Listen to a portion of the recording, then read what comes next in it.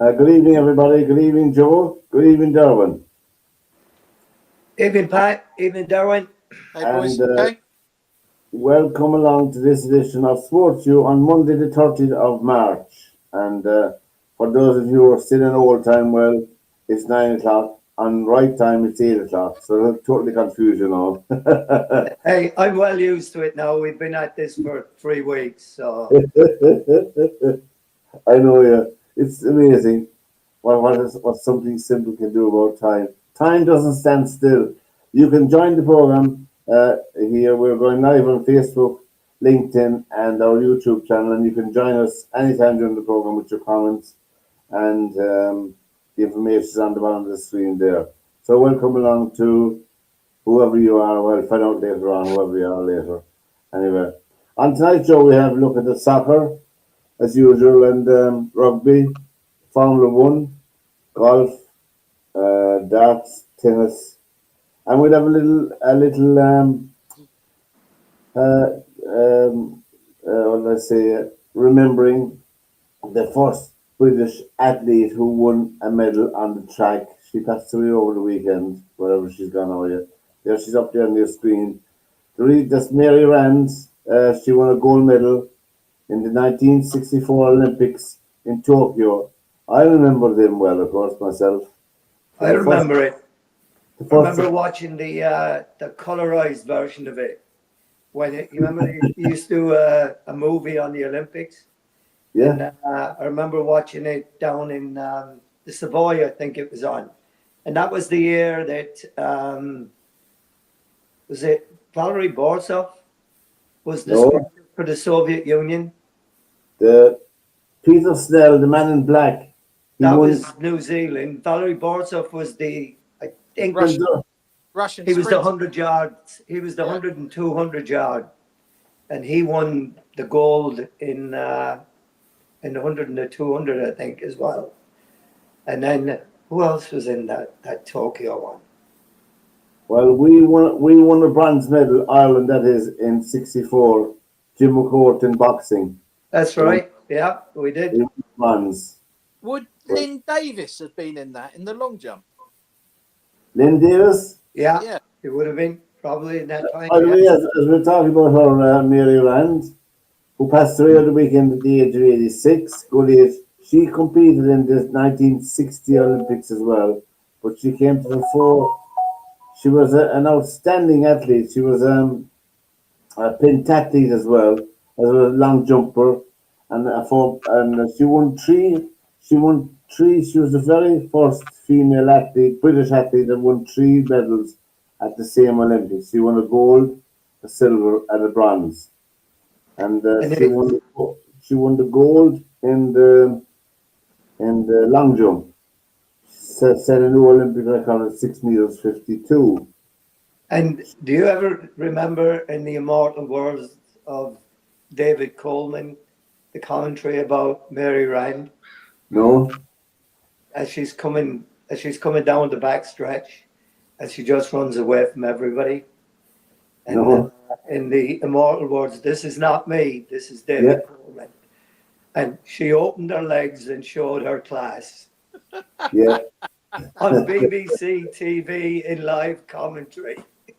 we'll dig that up. And Mary Rand, she was picked for the gold. It was in the pentathlon by an athlete. You can look up the athlete afterwards if you want. I didn't have time to read it here. Iram Press from the Soviet Union at the time, and there was a doubt about whether she was a man or a woman. Even going back as 1964, there was a doubt about her sexuality, and she won the gold. Mary Rand won the silver, and she won the bronze in the relay then in the 4x400. And the next British athlete to win three medals at the same Olympics was in 2024 the cyclist Emma Finucane. Another very Irish name, isn't it? Emma Yeah. Finucane. How do we miss her? She won three medals in it for Britain in cycling in the 2024 Olympics. But that was Mary Rand, and she was married three times. But she passed away in Miami, and an absolutely superb athlete. She ruled with in the 64 Olympics. She shared a room with Mary Peters. Remember Mary Peters Yeah. from Northern Ireland, and did she win the shot put or something? Was it gold? I can't remember now. Anyway, that was Mary Random passed away over the weekend, and she got a nice welcome when she came back to Britain in her parade. And there she is in later years, you know. She anyway, that was her. Maryland for all those people who were share my youthful age as well. They might remember 1964 Olympics. But Peter Snell made a huge impression on all of us. He won the 800 and 1500 double gold at the Tokyo Olympics. He was an absolutely brilliant runner, Peter Snell. I don't Anyway, remember one. huh? I was only Hmm? one. What? I was only 1 year old in '64. You should still remember.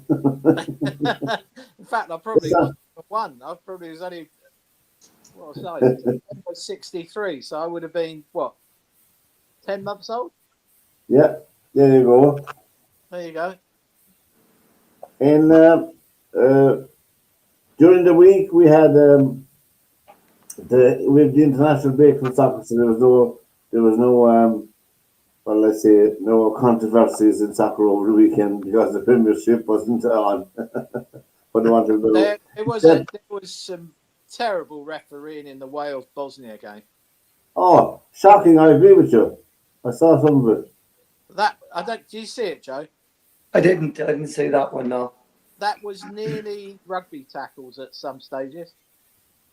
And it's so ironic because you watch the Irish game, you know, the Ireland Churchill game, and the referee looked like he wanted to give a penalty at the drop of a hat. To You test, know? yeah. I mean, to be honest, both of those penalties I thought were really soft and what have you, you know. So anyway. But the tackle on the Irish player, Sammy Swadix, went unpunished. That was a red card. It went unpunished. The guy looked at, he went for the player, and he went for it. And just went for him. He didn't even look at the ball after that. No, he didn't. He didn't. No, it was shocking. I know they were 2-0 up Ireland, so a lot of it is their own fault, but they gave a good display, a good account of themselves, as the man cliche would say. They're out again tomorrow night playing in a no match situation. They give to be honest, they gave a great account of themselves. They did. I mean, to be very fair to them. Yeah, they did. They started off. They started off like a house on fire. They really took the game to the Chechens, and they were playing great. And I mean, to go 2 goals up in away from home in that environment was against really 12 amazing. Against 12 men as well. You know, the only thing that we didn't do was we didn't hold on to the lead, the 2-0 lead for long enough. You know, we used to talk about in the old days when we played that the next 10 minutes we don't give anything away. Yeah. You know, we play tight everywhere around. And it was just one of those unfortunate things that happens in the heat of the moment. A stupid foul in the box. Well, I mean, but you know, people say these things all the time, but you're not there in the heat of the moment. No, that's true. You know, as a person, and I don't mean you as the person, Pat. I just mean that the player themselves. Yeah. Senses a danger. Yes. And makes a decision based on that, and that's what makes the game the best game in the world, because every person on the field has to make a decision at some point or another. Yeah. And some of them are good, some of them are not so good. So the young lad makes a mistake, unfortunate, but you know, we came back. I think the only thing that happened to us was that when Czechia changed at halftime and they brought on Souček, I think that changed the game for them big time. And They, in they the look, second half, they, we they look, could not get enough control in the middle of the field. And they, I was texting with a friend of mine from Galway, yes, and back and forth about the whole thing. And you could just see in the second half that our midfield wasn't able to get up.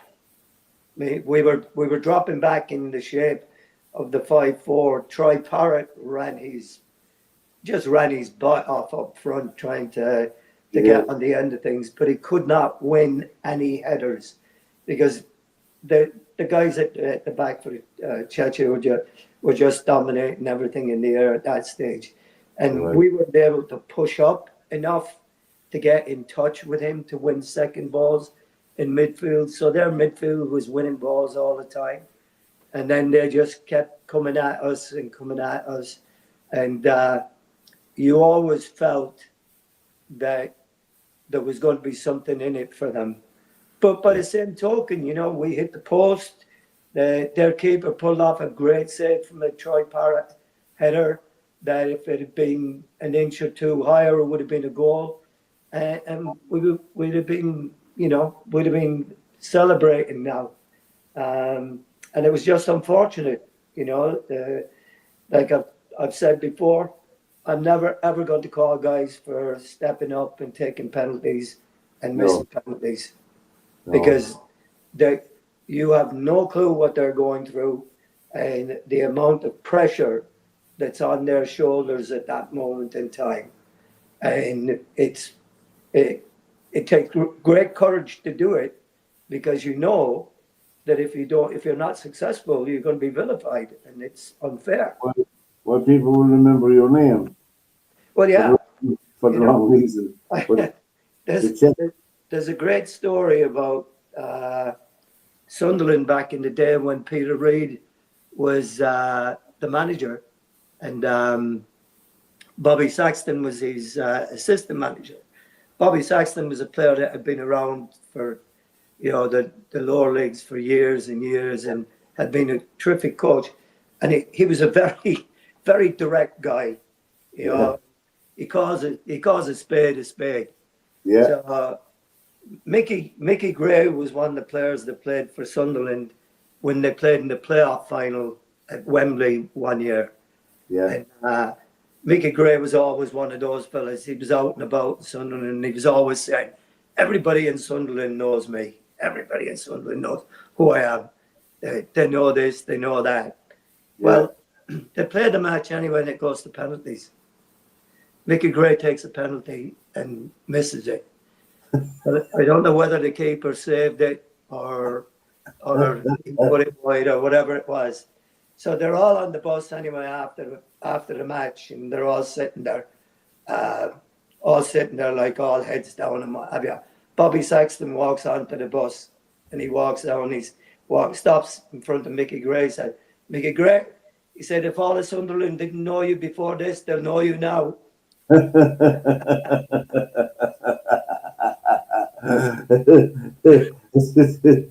Put him in his place right away. Laugh it up. he was So something. yeah. He was something like a Brian Clough fella. So, Oh yeah, yeah. but well, the Czech Republic beat Ireland, and then Turkey beat Romania 1-0. Denmark, who were at our side, beat North Macedonia 4-0. So it's Denmark. Well, I think Denmark will take care of the Czechs easy enough.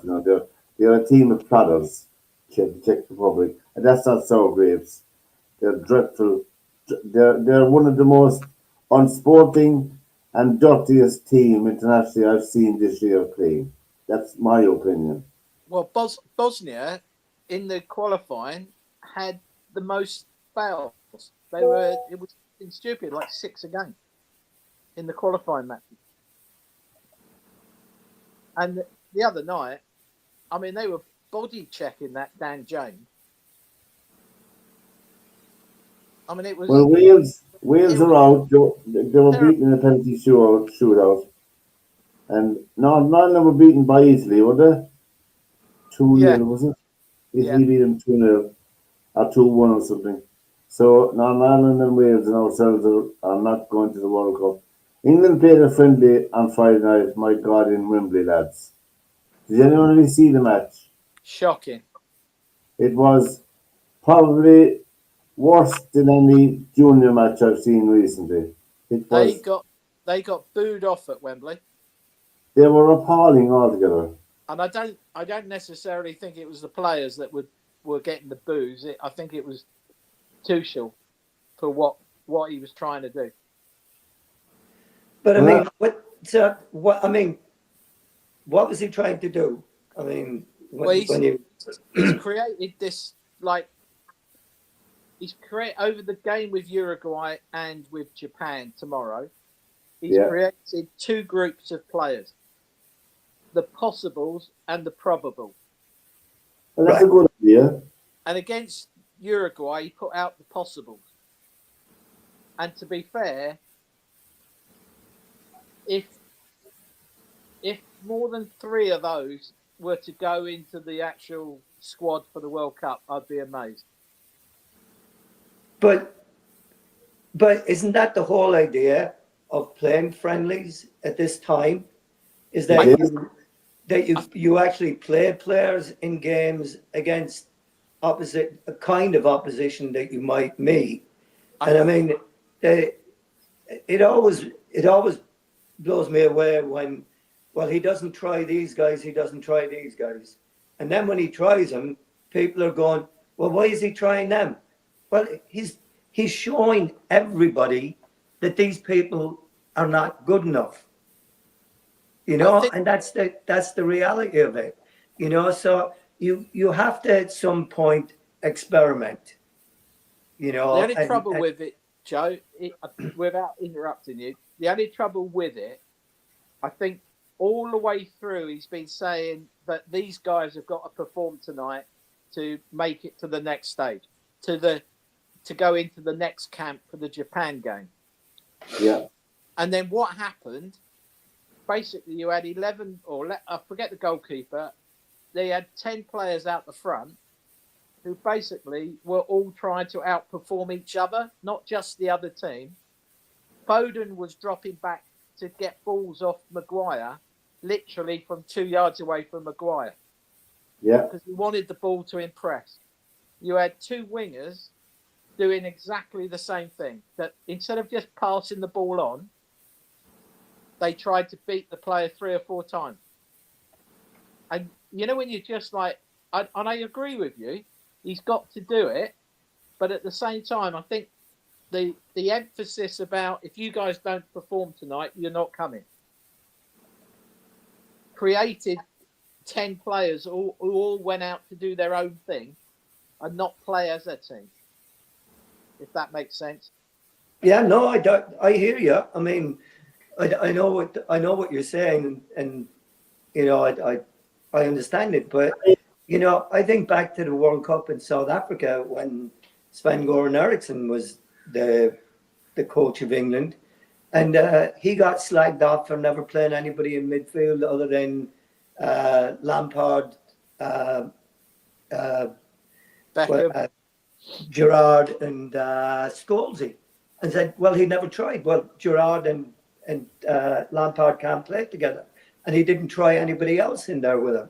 So it's kind of like, you yeah. know, people try to play two sides of the street when it suits them, and that there has to be some experimentation that goes That's into true. it. There's another point to bear in mind. People are paying unbelievable money for a ticket to see those friendlies. Absolutely unbelievable money.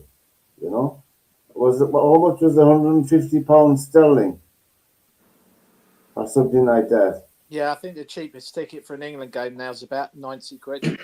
Yeah, and to see, It wasn't. I know he's got to try these things, but at the same time, you still want those 11 players to play as a team, don't you? Well, you yes, want them to try and play as a team, yeah. Yeah, I mean, and Solanke was up front. He wouldn't. There was so many times he was taking shots from outside the penalty box, when he had no chance of scoring. The Bosnians were just blocking it all the time. Yet he had two wingers either side of him who were empty. They had, like Rashford, had no one with him. No. Yet he was taking Well, a shot rather than passing the ball. I think I didn't see all the match, but I saw most. I thought Marcus Rashford showed up very well. Yeah, he did. I thought Rashford, but again, if you watch it, there was times there, he's taking pot shots from places if that had been a Premier League team or a Sunday League team, you would have been screamed at and saying, pass the ball. Mm. And I'm not disagreeing with you, Joe, but when you sit there and kind of just go, you've still got, you could be an individual, but you still got to play as part of the team, haven't you? Yeah. And if I think all the emphasis has been so much that they're playing for their positions. And without being funny, Foden's not been playing well all year, has he? No, he's not. He's not back to his best. That's for sure. And Yeah, all the talk in the papers, on the radio, and everything else was all about, Foden, Rashford, Solanke. Even Maguire was put in that bracket, as in he's playing for his spot tonight. And to be fair to him, he was probably one of the better players on the night. Maguire was good. And again, it's like, Thomas, that winger. He was awful. But Uruguay are no great shakes either. No, but they were good. Uruguay are a very tough team to play against. Yeah. To be very honest, they are probably one of the most difficult and horrible teams to play against in world football. Yeah, that's true. They're nasty. They're sneaky. Yeah. They've mastered the dark arts of the game, and hey, everybody has to play the way that they want to play, right? Let's be honest. They've been to the World Cup semi-finals a couple of times in the last, and maybe even to a World Cup final. That time when they beat, who was it? When what was his name? That played for Liverpool, handled the ball on the line. Suarez. Yeah. And they lost in the penalty shootout.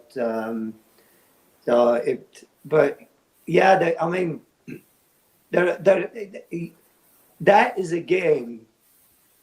If someone was to say to me, I'm going to play you tonight, and this is your chance to impress me, to make the World Cup squad, and I'd be going, this is the worst possible game you've given me here. Because they're one of those teams that it's very, very difficult to look good against. Anyway, just from the style of play. So it was 1-1 anyway, neither team lost, as they say. Yeah. And again, he had 8 subs, Joe. Yeah. So the second half it was so disjointed. Yeah. And Pat, I understand what you're saying, and I totally agree with you. The fact that, people are paying a lot of money to go and watch this. Tomorrow night, here in Ireland, tomorrow night in Lansdowne Road, it's sold out. Because there's a two ticket match deal, for the one away and one home. There'll be a full Lansdowne Road tomorrow night. And I think, in all fairness, not because it's Ireland, I think it's a good thing that the stadium will be full tomorrow night to see Ireland playing Moldova or whoever they are, not Macedonia. And I think we will, obviously, there'll be a residue of disappointment from the game, but you can't replay the game. It's gone now, You have to move on to the next one. But that's the difference here. My worry now for the World Irish fans are very forgiving. Yeah. My worry now for the World Cup. They can be very critical, Oh, they can. They support their own, and they know the effort the lads put in. Of course they do. They played very well as a team. They did everything they possibly could. They took it as far as they possibly could in that particular game, and it just wasn't to be for us on the night. And And we should be so proud of them for the effort that they put in, and they give us all hope. And the sad part of it is the hope that kills us. We thought we were going through with 2-0 up, and yeah, then to have the carpet whipped out from underneath our feet, you know, 60 minutes later or whatever it was. So, the um, problem, the problem for Ireland now, Joe, with apologies to Dublin, will we be supporting England or Scotland in the World Cup? but somebody Pastor, explained to you me. two got killed. I don't understand this anymore, because when we were kids growing up, we supported every home country when they were playing Yeah. someone else in the international. As long as they're not playing Ireland, you're fine. Yeah, You'd only support Ireland if they were, but if they were playing somebody else, you'd support them. And all of a sudden, it's gone away from that, and I don't know why. and it's called history. Yeah. No, I mean, No, Joe. like if Scotland were playing Brazil, I would love to watch Scotland beat Brazil. Yeah, yeah. But like Joe just said, if England are playing Scotland, there ain't no way I'm supporting. You're going, yeah, right, Scotland. absolutely. I mean, Especially after It's 76. it's a pity they don't have that tournament anymore. The home internationals anymore. right. They were just They were brilliant. Those they were I like thought they were great. It was They so really exciting were. to see those countries play against each other. The only Yeah. thing that disappointed me was that Ireland were not involved in it. yeah. That would have made it for me if we had been involved in it, because it was great to watch it, and the passion that was on display. Yes. Because I mean, back in those days, international matches were few and far between.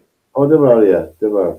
And You there was played only first there was World Cup and the the Youth Tour. World Cup for teams, World Cup and European Championship. That was it. Yeah, and that was it. And you maybe play 3 games in each one, or 4 games depending, Yeah. and that be it. So the home internationals coming around every year was a great opportunity to watch it. And listen, Yeah. as a boy who grew up in Wembley, Joe, we would have gone every home international. I would have gone. Well, I didn't miss an England game from when I was 5 till I was 18. Yeah. Yeah. And you at Wembley, I never missed one.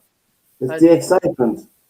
yeah, I mean, I'd be coming home from school, going past Wembley, past the stadium, and when the Scots came down to play, I mean, they were down for a week sleeping rough. And they didn't go home on Saturday night. They went home on Wednesday. Yeah. But I mean, it was like just brilliant. And like you were able to watch George Best play at Wembley against England.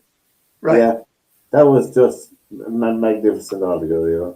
And just before we leave soccer for a minute, Bonnie Rig Rose drew 2-2 all over the weekend. I know people might have missed it, but just in case you did, It slipped by, yeah. you're still tops. 2-all with Berwick Rangers. Anyway, Rugby Union DURC continued the pace over the weekend. Leinster beat Scarlets 36-19. The Bulls beat Munster away in South Africa 34-31. Connacht beat Ospreys 21-14. And Ulster beat Zebra 28-12. And my favourite French team were beaten at the weekend. Montpellier were beaten by 45-29 by Toulouse in the top 14. And Bayonne beat La Rochelle 26-15. So That's true. Not much rugby now this time of the year, but still the top 14 is still tight enough. Formula One rolled into Japan over the weekend, and one of the youngest drivers to win the Grand Prix won it. Antonelli won it. He's some talent, he is. Antonelli was first. Piastri was second, and Charles Leclerc was third. Now the standings after, and Russell was fourth, Norris fifth, and Hamilton sixth. Verstappen finished down in eighth position. The Red Bulls are not going well. Antonelli is top of the championship with 72 points. Russell is on 63. Charles is at 49. Hamilton is on 41. So there you go. There's a bit of life in Hamilton still. Before we start the golf. You just want it up on that shelf. Somewhere left of the hole, although that's a little more aggressive than that. That's pretty right there. Go That's in. pretty. Yes, he did it! How about it? With another ace.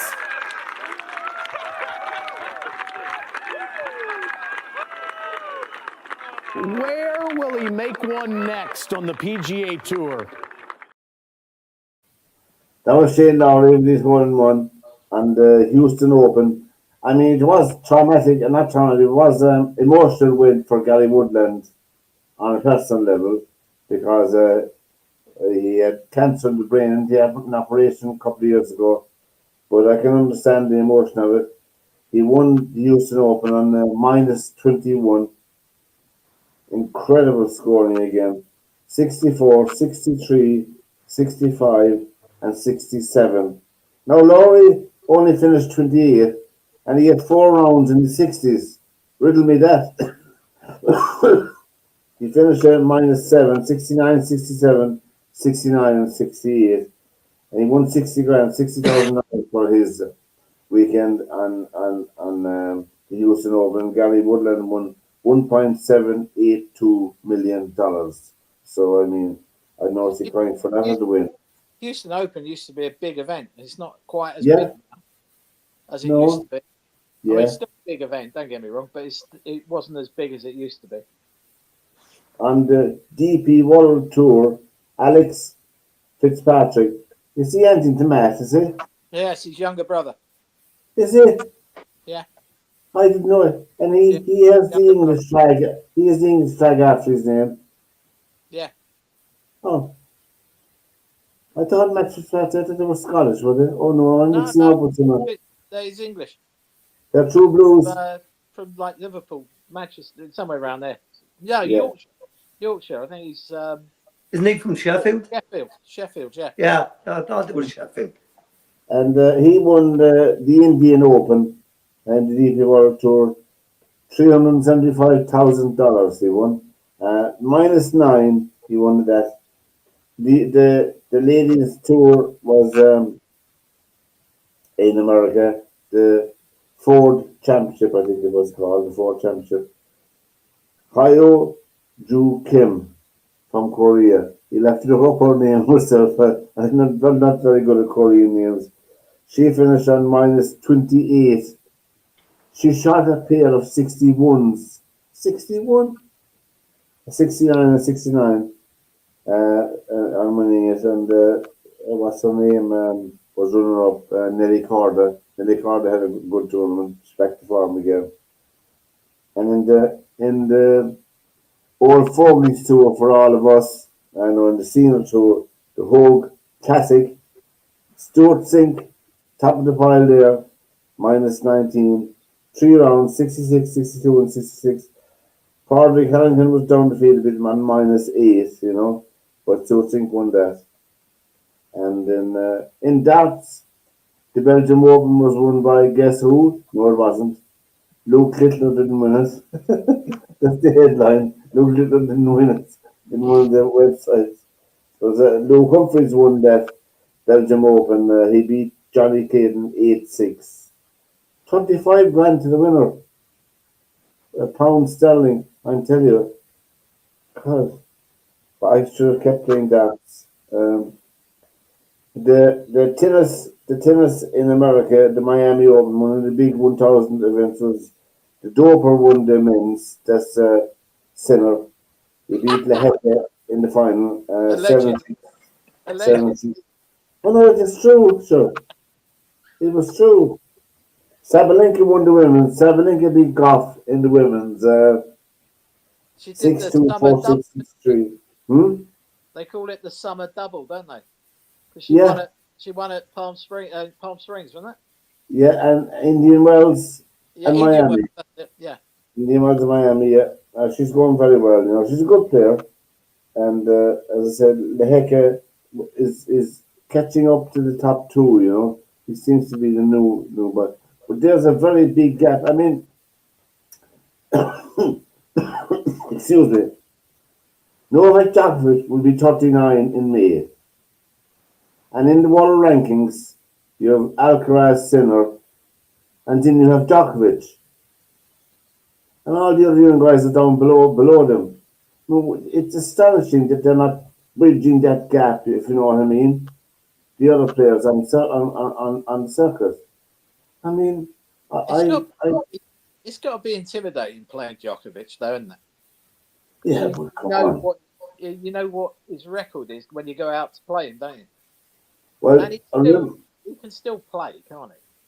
I remember 2 years ago when Gael Monfils met him, and he beat Gael Monfils in the quarterfinal of some tournament. And Gael Monfils is an affable guy, good personality.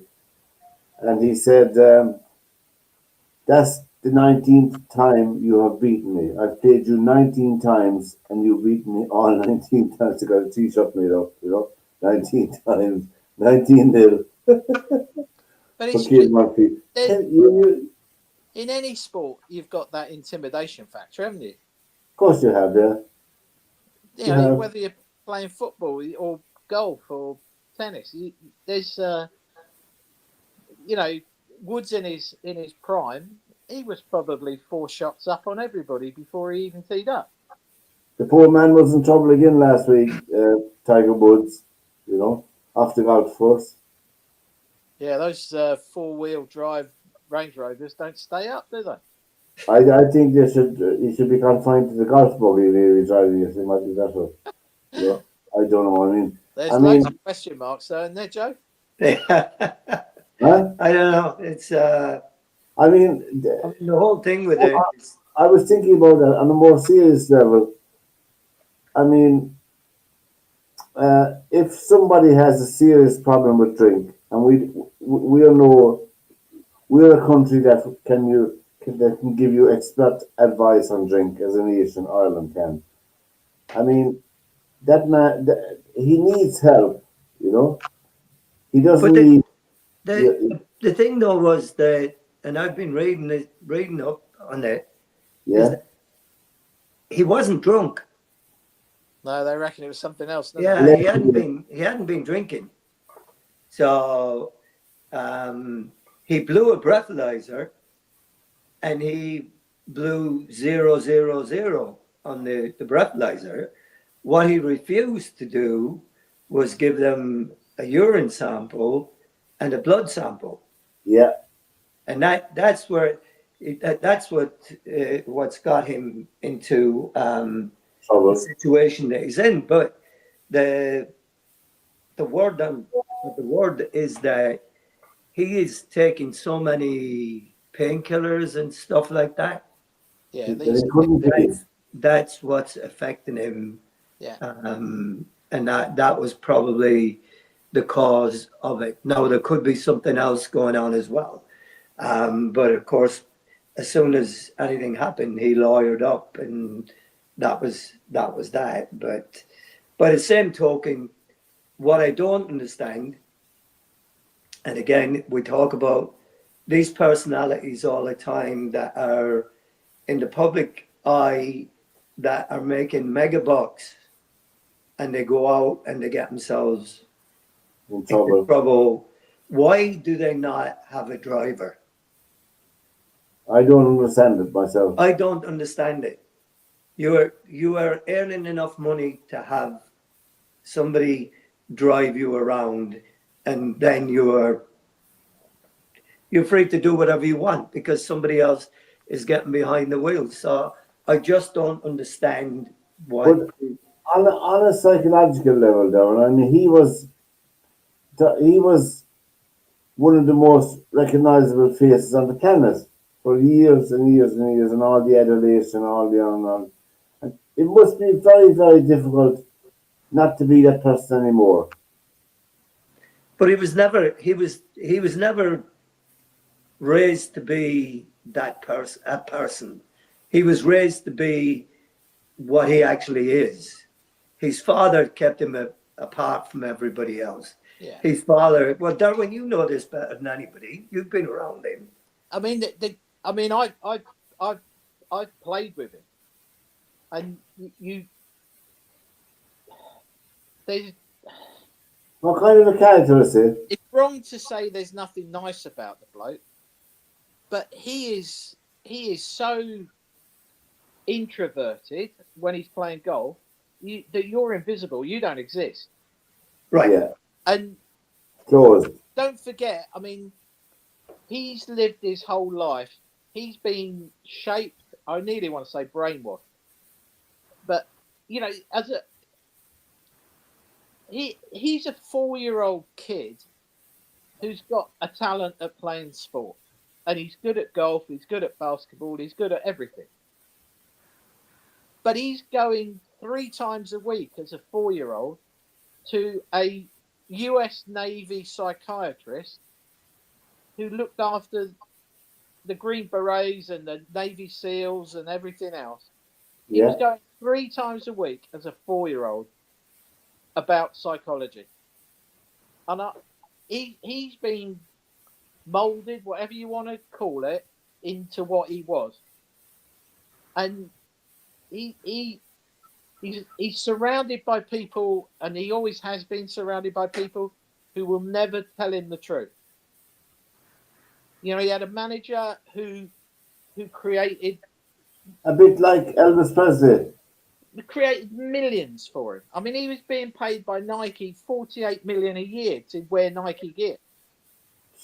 And you've got a guy here who is allegedly likes his drinks, likes his women, and you heard all the stories about his life on tour. Yeah. There was all sorts of things going on. Yeah. No one likes him. He's got no friends out on the tour. And yet he's got a team around him who will not go, Tiger, you're out of control here. You're losing the plot. Slow down. Yeah. This will all come out. You're going to meet a girl one night. You're going to give her thousands to have fun with you. But she's going to spill the beans. She's going to kiss and tell. Yeah. For more money. No one's telling him. No one's telling him any of this. To be responsible. And to me, I look at, when he went off the rails when his dad died. Yeah. Because his dad kept him in check. And when his dad went, that was like the leash had been taken off. Yeah. Now he could go wild now because no one was controlling him. And he had the money.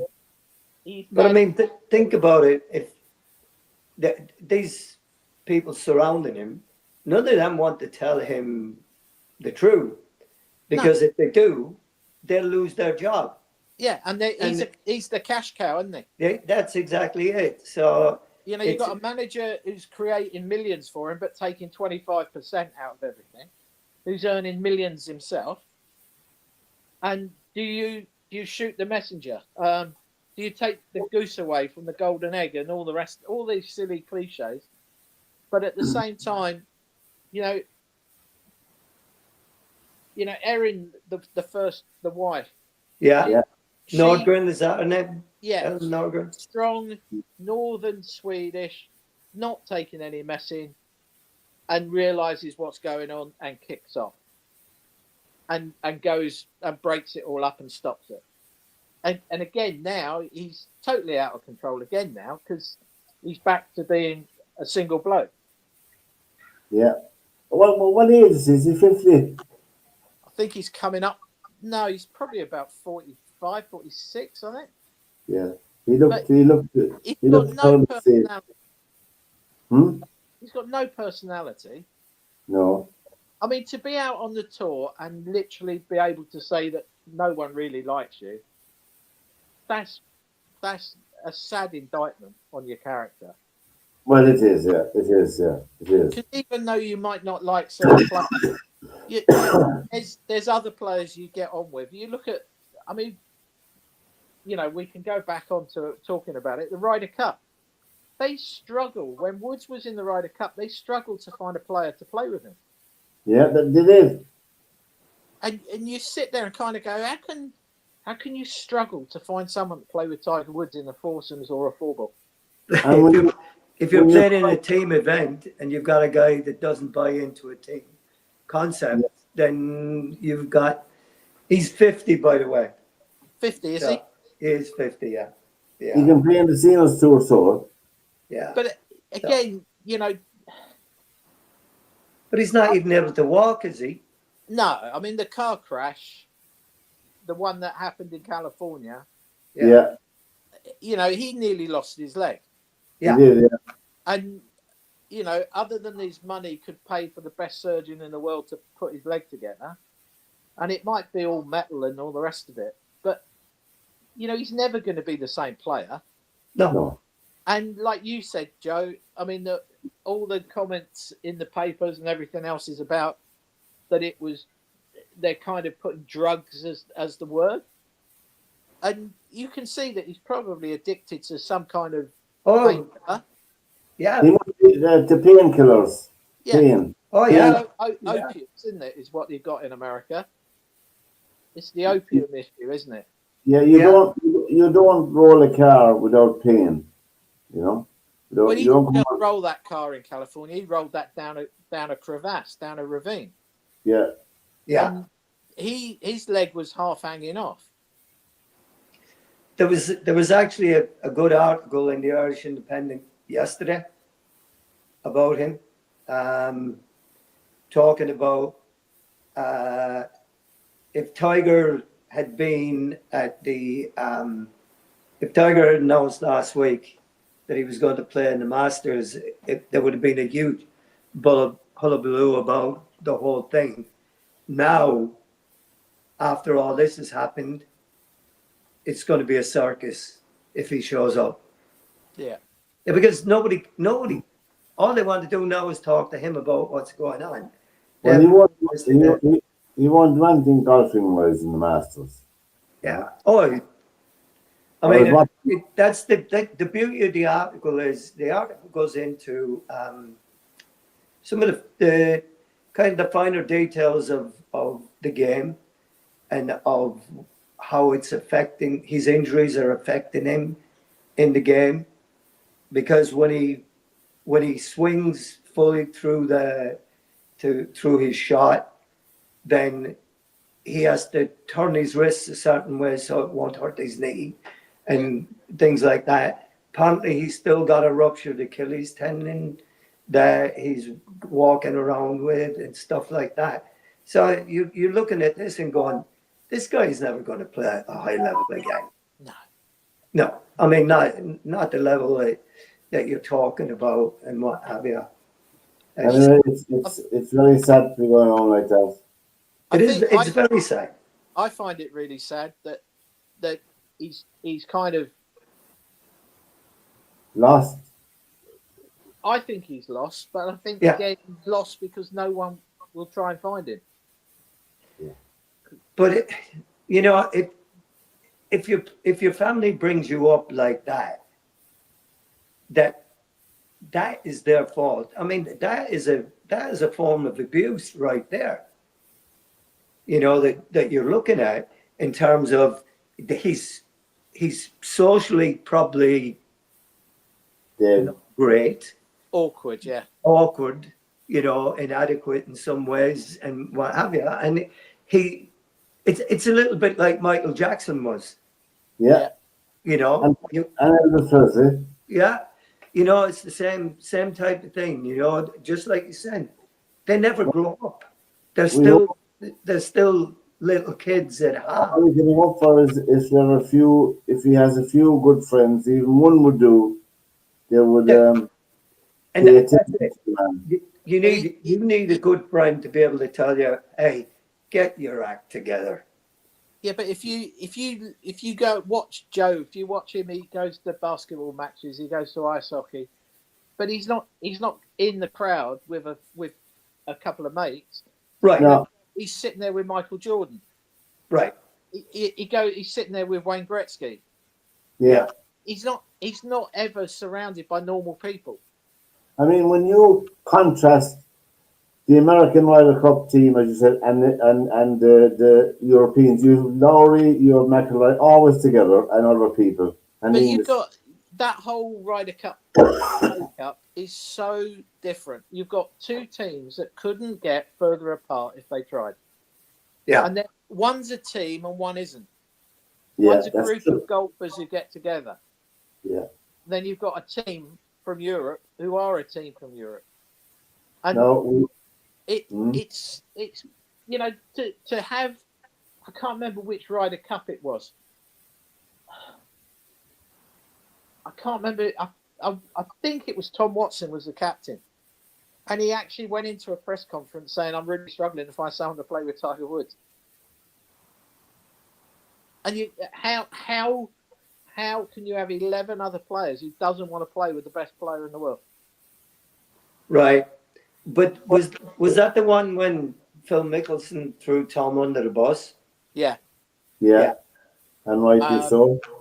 And Yeah. again, you sit there and you kind of think to yourself, again, they had 11 individuals who never went up to Tiger Woods, and no one in a Ryder Cup, of my knowledge, and from it on an inside version of it, have never gone up to Tiger Woods and gone, "Why do you play? You don't want to be here. Why'd you do it?" Yeah. And admittedly, yeah, Nike are paying him a massive bonus if you make the Ryder Cup team. It's probably worth 20 million to him if he makes the Ryder Cup team. And let's face it, he was never not going to make a Ryder Cup team, is he? Well, and that's the thing with it. And the sad part of all this might be is that he'll end up being a Ryder Cup captain one day. I don't think he will. You don't think he'll ever? Because I mean, he'd be the least likely of anybody that I would have thought that would be a Ryder Cup captain. There's nobody who would play for him. And that would be it. I think you'd find that he wouldn't know how to bond a team because he doesn't know how to be a person. And then, the Ryder Cup is a great example of, like I've just said, I think the way I explained it, you've got 12 individuals who get together for a week as a group, and then you've got 12 guys who are a team. Yeah, that's true. You've only got to look. Go back X amount of Ryder Cups. Seve, telling Jacqueline, give me David Guilford, give me Paul Way. I'll put my arms around them. I'll get them around the golf course. I'll make them better. Yeah. Like David Guilford, great player, good player, wins on European Tour, everything else like that. Bit of a shock he makes the Ryder Cup team, shall we say? Yeah. In that era, because of the amount of players that would have been in, household names. In contention, yeah. And he goes out and plays the foursomes and the four balls with Seve. Plays some of the best golf he's ever played. And he had all the way around. All the way around. Ballesteros' personality was like that, Ballesteros was... That whole European Ryder Cup team, they are pulling for each other at every stage. Yeah, all of them. You think about Joe, you've read about it a couple of Ryder Cups ago. The American team loses and they're all flying home individually straight after the Sunday night. Yeah. I think Koepka left after the prize giving. Didn't want to go to the prize giving. Said, you've got to go. We can't have 11 players up there. You've got to go. It's got to be 12 of you up and the captain. Yeah. But he came off the stage and car waiting straight away, gone. Yeah. Well, the American golfer I love watching today is Bryson DeChambeau. I like watching him. I just like him, you know. He's a bit flamboyant, and he does take chances on the golf course, you know. Yeah, Bryson, larger than life, isn't he? he is. Yeah, Yeah, I I like. find it interesting though that we talk about American golfers and what have you, and the Ryder Cup team, especially of it not being a team, the American group. Yeah, every one of those guys came through probably the college system, Yeah, played in college, and they've all been a part of the team for 4 or 5 years that they were in college. Yeah, So why does that? And you're all the time when you're in that environment, you're building a team ethic for each yeah. other, all for one for all, the whole thing. What And that, have you? Joe, only reason I can tell you is that they come through that collegiate system. They then go out on tour, and they realise that it's loads of sharks out there who are all taking bites out Yeah, of you. And I've been to US tour events where you walk down the corridor and every single room has got food outside on a tray because they have room service and they do not mix because it's as though we're not allowed to mix. yeah, You've got 3 players on a Ryder Cup team in America who possibly you could say break the norm. That is Justin Thomas, Jordan, yeah, and Ricky Fowler. yeah, Now those 3, what do? They go like for Augusta, they'll be renting a house between the 3 of them. When it's the Open, they rent a house, stay together. But in the house, yes. Traveling, yes. Out on a golf course, they don't have that same ethos. I suppose, Comrade, is the right word. comradeship. Yeah, yeah, but You know, it's a strange thing because just thinking about it and talking about it. If you were to play, for instance, just making 2 comparisons, you were to play college soccer or college basketball, right? When you graduate from college, you move to a team environment straight away. yeah, You yeah, continue what was the same yeah, ethos that was before, or you embrace the new way. When you go from a college team, once you graduate and you go out on the tours, then it's dog eat dog out there. yeah. yeah, And then all of that team spirit that was all geared towards winning a national championship or a divisional championship or whatever it was, all goes out the Gone, window. gone out the window. Yeah. Yeah. Yeah, that's They go interesting. from being a team in the collegiate to an Yeah. individual, and it's literally,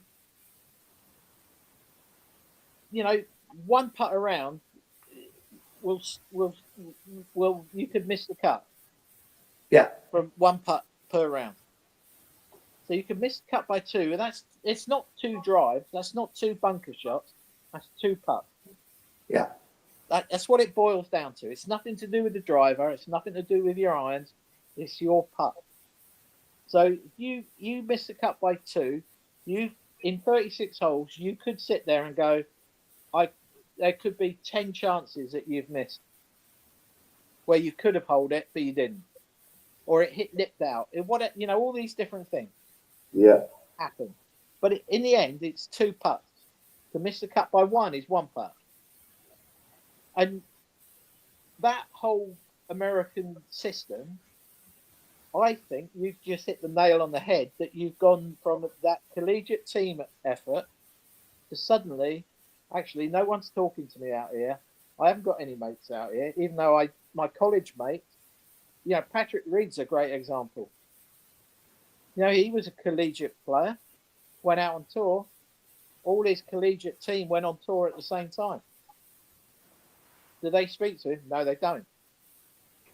And again, it's a little bit like it's as though the culture makes you go, right, I'm out here on my own now. Go away, leave me alone. I don't want to talk to anyone. I had to well, talk to Patrick Reed is still a good player. He is a good player. He's a But good player. again, there's a great example of, he's a great player, great on one of the best at the college system. Yet he hasn't got many mates out there. No. Yet that European tour, because those guys don't really come through the collegiate system. They're starting to now, but at the same time, you've got in Europe, you've got Sweden having matches against France, Germany, Britain, all the rest of it. Yeah. Ireland, you've still got that team spirit, and when they go out on the tour. Have you got the Walker Cup? Yeah, you got the Walker Cup. Yeah. But you got, the ladies have got the Curtis Cup before they go to the Solheim Cup. Yes, Solheim Cup. At the same time, that European spirit, I think is probably the right word of saying about the European team at Ryder Cup level. They're still mates. Joe, I could take you both to a European tour event. Let's say the Irish Open at Adair Manor, for argument's sake. Right. I could take you there. We could stay in that hotel. We could come down at 6:30, 7 o'clock, stand in that reception area. And if you were standing on your own and a group of lads came down, going out for dinner, it might only be in the hotel restaurant, or they're going around the corner for a curry, whatever. But they would not leave you standing there. Yeah. Right. They would say, "You've got no one to go with." Yeah, I'm on my own. Yeah, I've missed. The other guys are gone, or they're not going out, or whatever. But it would be, come on, then you come with us. Yeah, yeah. The European tour creates that environment. Yes. Because they're not all superstars on the European tour. They're traveling with EasyJet, with Aer Lingus. They're traveling with Ryanair. Yeah. So they're all getting on similar flights. They're not like the American tour where they've all got their own jets and. Yeah. So it's a very different culture. You'll have to go to the Irish Open this year, Darwin. It's on in Doonbeg. Well, I spoke to someone about trying to get tickets for everybody for media passes for the Ryder Cup. Oh. Huh? It's just that would be something, wouldn't it? Just out the road from us. Yeah. We'll have to, if you're successful, we'll have to bring our producer as well. Yeah, right. Yeah, absolutely. And But thanks to Mary as well. She organises all the clips for the show. The only trouble if we take Mary to a golf event, because she does know she's got to be quiet. Huh? She has to be quiet. We can bring a box of lollipops with us. We've come to the end of another show, guys, and it's been a blast again as usual. I had an insert there, a very interesting interview I saw on the state of soccer in Africa. But we'll look at that next week. But for this edition of SportsView, from Joe, Derwin, and myself, till we meet again next Monday, lads. Have a blast for the week and take care. Take care, lads. Good night. Good night.